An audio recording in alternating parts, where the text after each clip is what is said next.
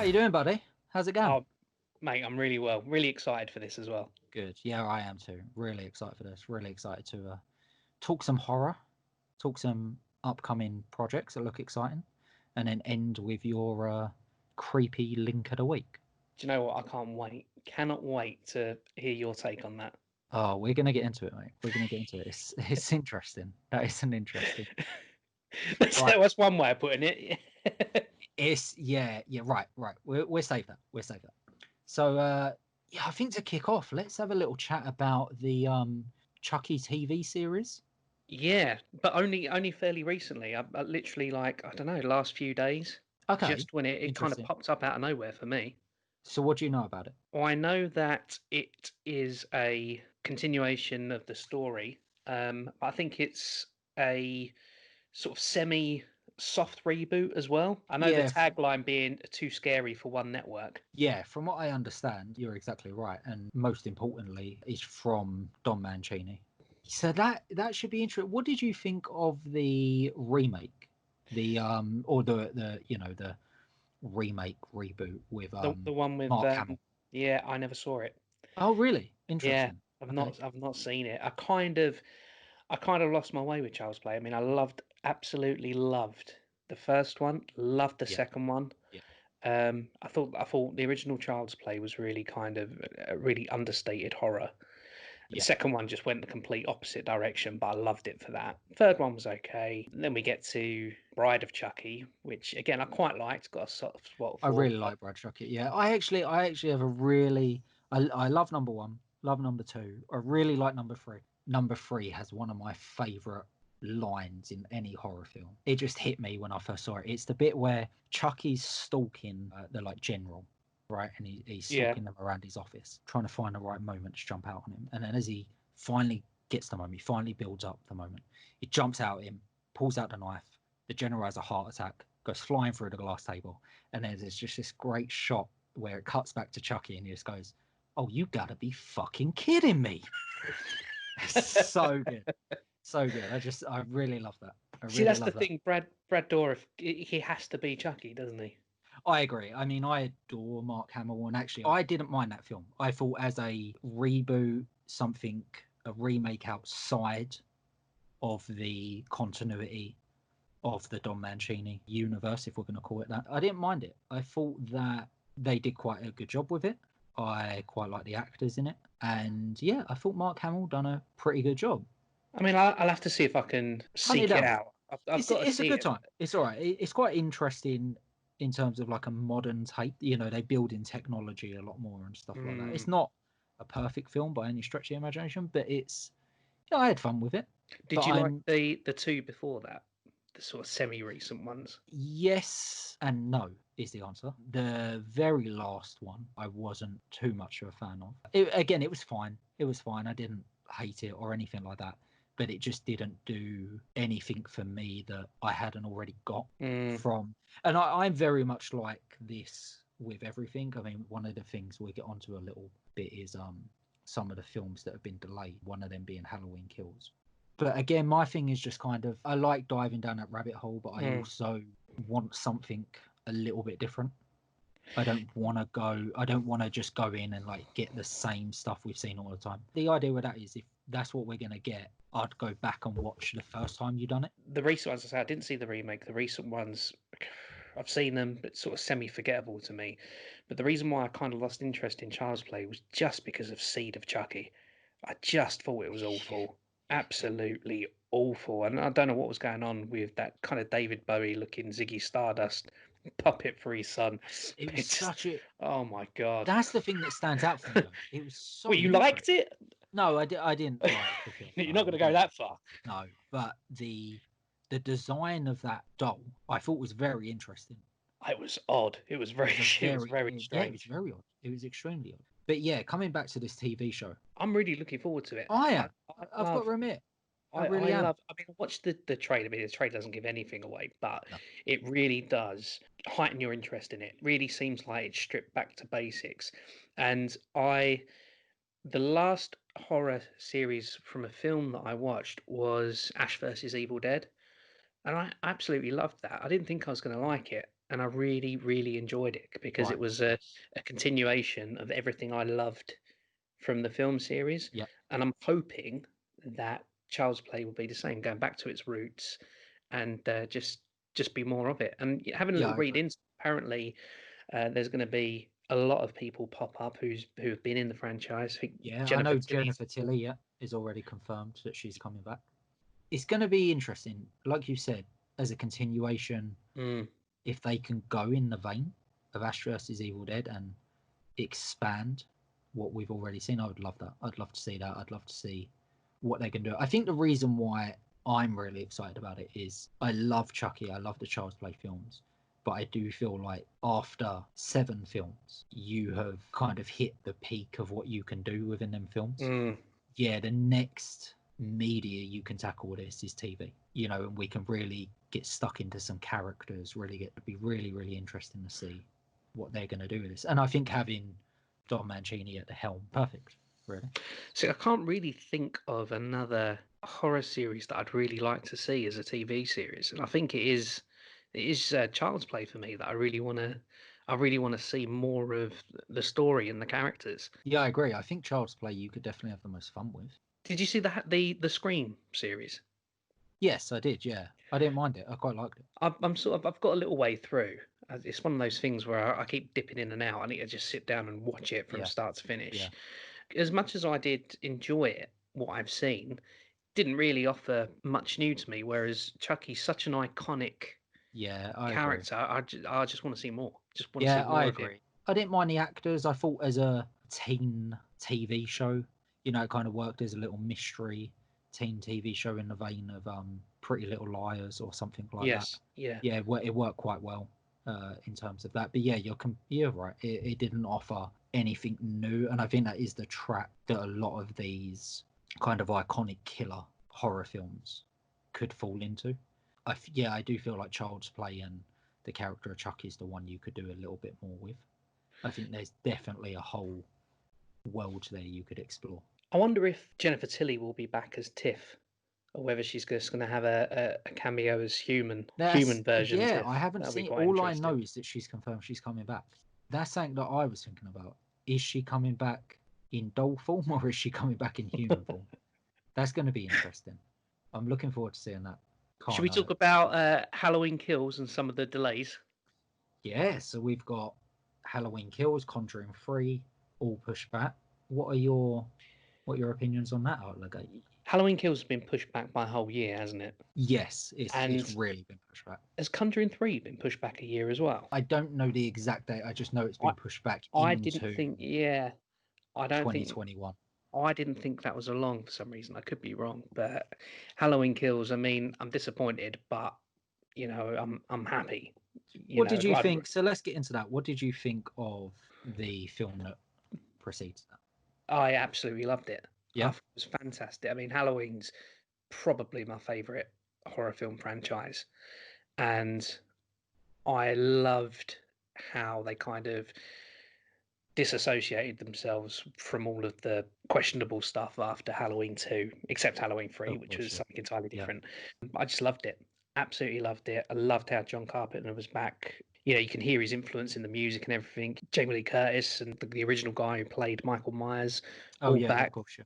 Jamie Lee's the one that really captured my attention with it. I thought she done an incredible job. I think she's constantly doing great work. I don't know if you watched the TV show Scream Queens Yeah, that she was in. yeah. It was like a really camp, Oh, loose she's horror she's she's excellent. TV show. But she's Really fantastic. excellent. She's great, and yeah, I think she's great in everything she does. And this really gave her something to chew in. But with that said, I wasn't in love with it.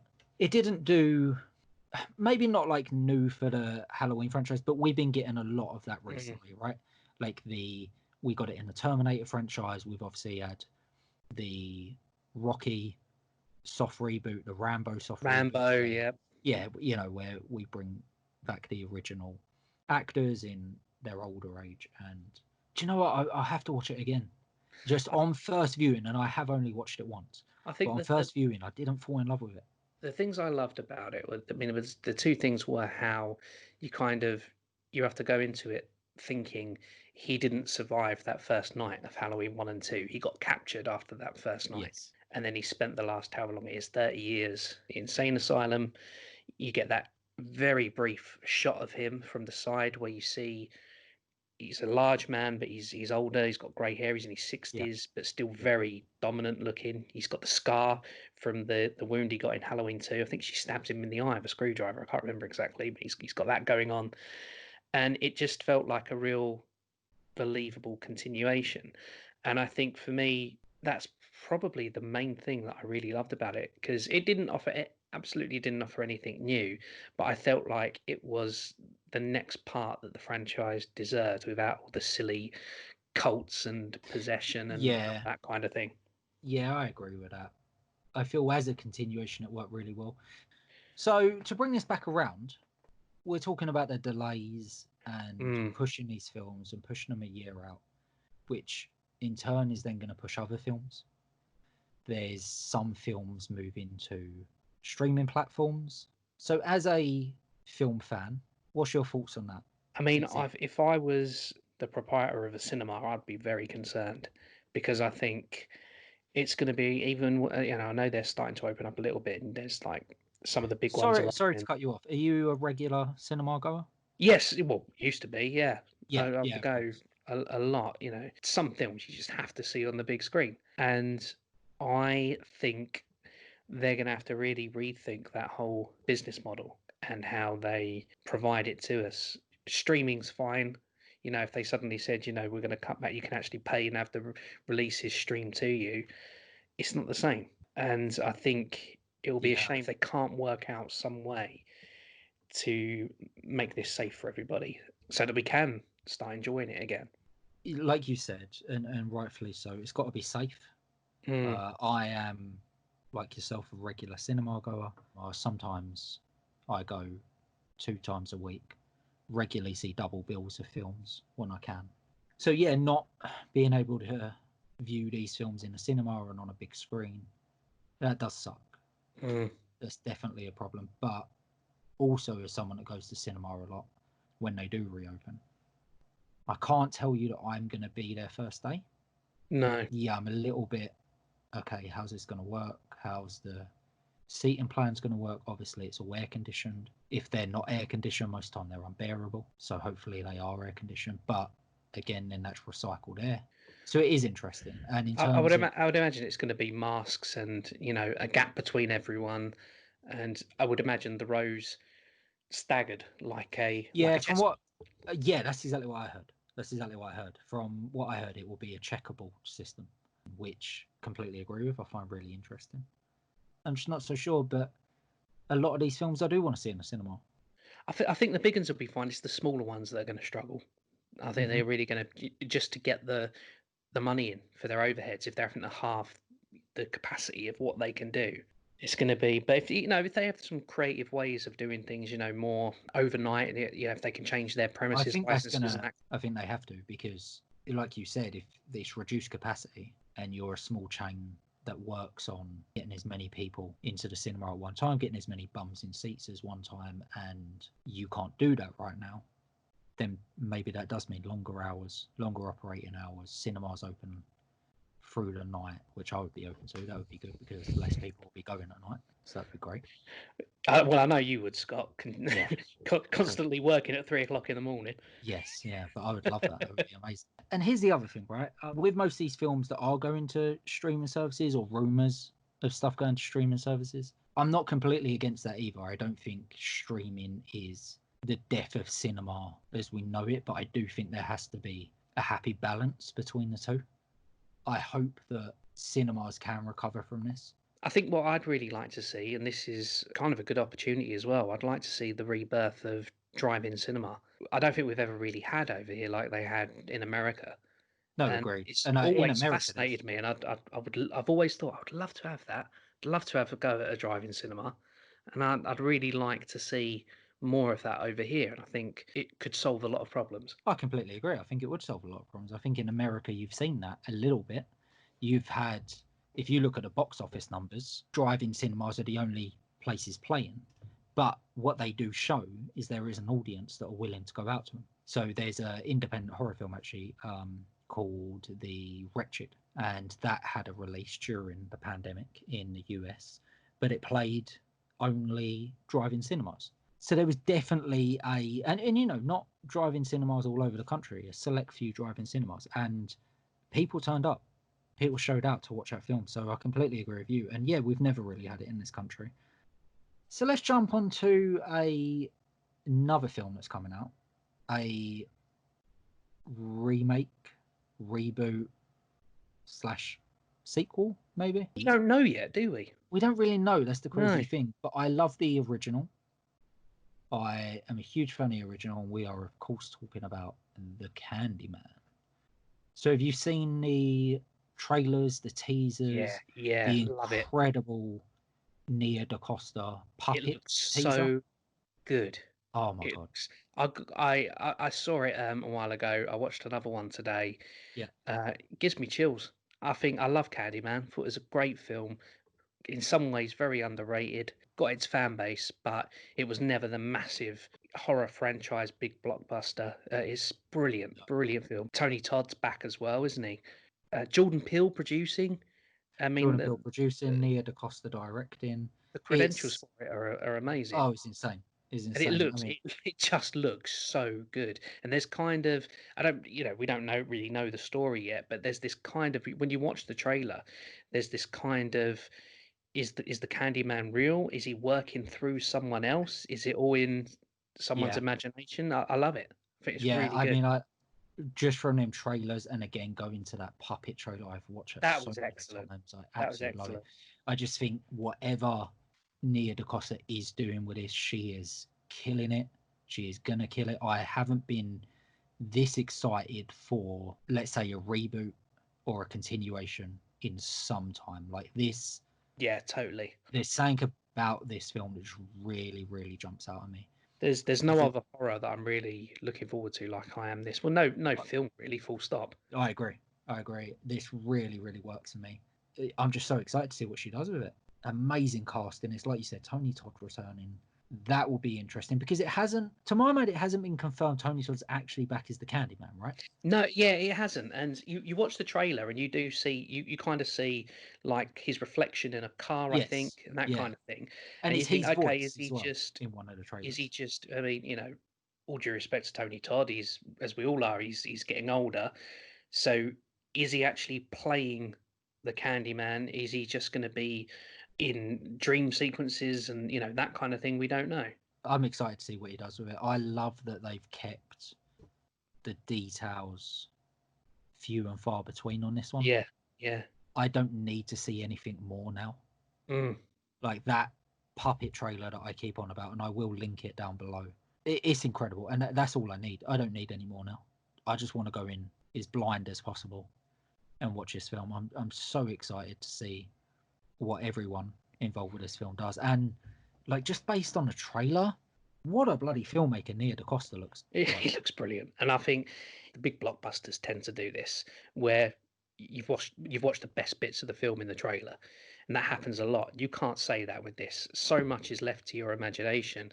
My favourite part of the trailer for me is when because the main guy's an artist, and he's got like this flash kind of exhibition he's putting on, all based around the Candyman, is from what I gather. And there's a scene where the art installation is interactive and people are invited to say his name in this mirror in the art gallery. And I remember watching that and you're just thinking, now, what's going to happen. Yeah, You can feel that's going to be bad and it's going to be like a big turning point in the film. yeah, it's going to be interesting to see what they do with this film. Very excited for this, and to kind of round it out, it'd be really interesting to see if, off the back of this, which looks like it's going to be a huge success, if we do get a resurgence of that Clive Barker demand, Mm. and And another all of a Candyman sudden, as well. right, all of a sudden we get a new Candyman film, we get a new Hellraiser film. People start diving down his back catalogue, seeing what he's got going on. I And mean, we had that with Stephen King lately. another Hellraiser's kind of been in development for quite a while, hasn't it? Yeah, I think they've been waiting for the rights to go back to Clive Barker, which I could be wrong here, but I think he does have them now. Yeah, we'll see where he goes with that. But I that's don't want to end this bit on a downer for Candyman, but I am yet to be convinced that it really is going to come out in October, given what we were talking about films being pushed back. I'll be shocked as hell if this comes out in October. I mean, it's already been delayed once, hasn't it? Yes, yeah, I'll be shocked as hell. I mean, especially with, it seems like the industry at the minute is kind of basing itself around Christopher Nolan's new film, which makes perfect sense because if, you know, people turn out for anything, it's a Nolan film. But, you know, with that now, I think Warner Bros. Announced that that's pushed back without a release date now. It was meant to be August. Oh, really? Yeah, and they taken it off their 2020 Wow. calendar now. So I think that was a benchmark because it was, if Nolan puts a film out and people turn up, okay, they're willing to go to cinema. If Nolan puts a film out and people don't turn up, then the rest of us might be in trouble. So, if I was to say to you, Scott, what would you rather, them go ahead and you have the opportunity to see it in October, Yeah, or put it back 6 months and potentially get a bigger audience at the box office? well, it's tough because I would love to see it as soon as possible, but I'm going to say the 6 months purely because 6 months will fly by. And if they get a bigger audience, we're a lot more likely to get more of these films. Another project I wanted to bring up, I sent you a link to this yesterday, something that's been announced in the last few days, is a brand new Edgar Wright project. So not strictly horror, it is a ghost story. It's called Stage 13. The reason I wanted to bring this up is obviously Edgar Wright's next film is a horror film. And this project is with Spielberg's production company. So that's pretty damn exciting, if you ask me. Yeah, and I mean, I quite like Edgar Wright's work anyway. Oh, I love it. All the way back to Spaced, and I think he's really, really talented. And I hadn't heard about this. I'm really glad you sent me through and sent me the link because I didn't know anything about this, and I think it sounds great. It's a ghost story, yeah, and I think I could see it being quite understated and quite, you know, moody and following the people rather than the ghost. But yeah, I'm really, really looking forward to that one as well. I am. It's not something that there's a lot of information on yet. It was literally announced this week, but it was just something I wanted to touch on because, like you said, I'm not sure this really made massive headlines, but I think it is something a lot of people will be interested in. And just yeah, I mean, it sounds like it's Edgar come Wright go down really out of the blue because obviously he's focusing on his next horror Soho story or something. Yeah, A Night in Soho. And so you know, you kind of imagine, you know, that's what he's working on. And then out of nowhere, he's done a Scott Lyus and just come up with another project to fill his time with. There you go. There you go. The project's actually called Last Night in Soho. Last Night in Soho. Last Night in Soho. Yeah, I've just looked it up. It's yeah, it's going to be a good one. I'm looking forward to that. Again, not a lot of information around that as is usual with Edgar Wright. Really interested to see what he does with it. Wasn't there a couple of years ago? Wasn't there another film that featured a ghost, but it wasn't a horror? And I've just got this image of like someone with a sheet over there. Yeah, a ghost story. Yeah. With Casey Affleck. See, I think those types of things, I find them interesting. And for that reason, apart from being associated with Edgar Wright, I'm interested in this Stage 13 as well.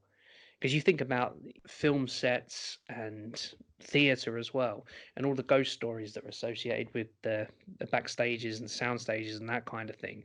Well, and it's also set during the silent film era. I think it sounds great. I love a period thing as well.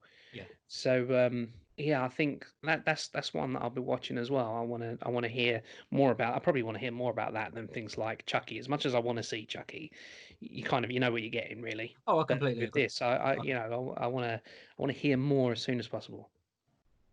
So yeah, it's going to be interesting, man. I'm really looking forward to it. I'm really looking forward to seeing what they do with that, if I'm honest.